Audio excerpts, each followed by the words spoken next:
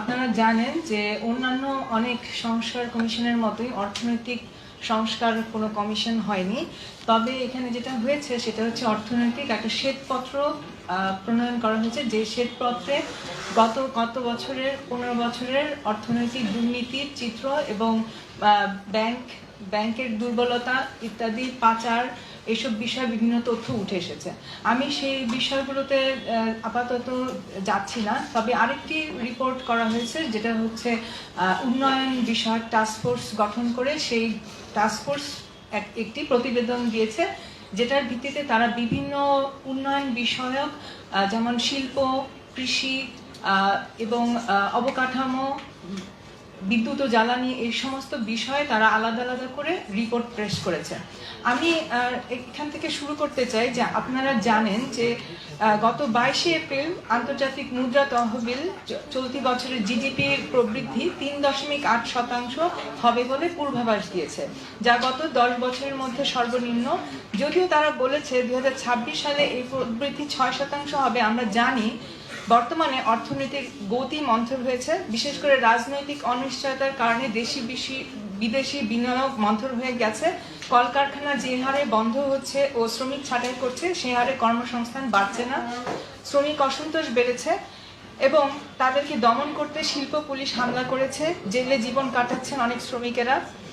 আমরা দেখলাম মেহেরপুরে একজন কৃষক বিষ খেয়ে আত্মহত্যা করেছেন এবং আরেকজন কৃষক ট্রেনের নিচে চাপা পড়ে আত্মহত্যা করেছেন।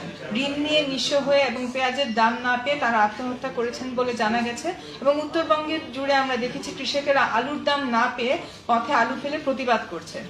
ঈদের আগে যখন শহরের মধ্যবিত্তরা দ্রব্যমূল্য কমা নিয়ে স্বস্তি প্রকাশ করছে, তখন শ্রমিকেরা বেতন না পেয়ে ও কৃষকেরা ফসলের দাম না পেয়ে দুর্বিষহ পরিস্থিতিতে জীবনযাপন করছেন। এদিকে ক্রয় ক্ষমতা হারানো মানুষ একদিকে ওএমএস ট্রাকের পেছনে ছুটছে অথবা অপেক্ষা করছেন, অন্যদিকে সরকার রেশনের পরিমাণ কমিয়ে দিয়েছে। এই সমস্ত কিছু কারণে জনজীবনে যে প্রভাব ফেলেছে তার অনেকটাই অদৃশ্য ছিল।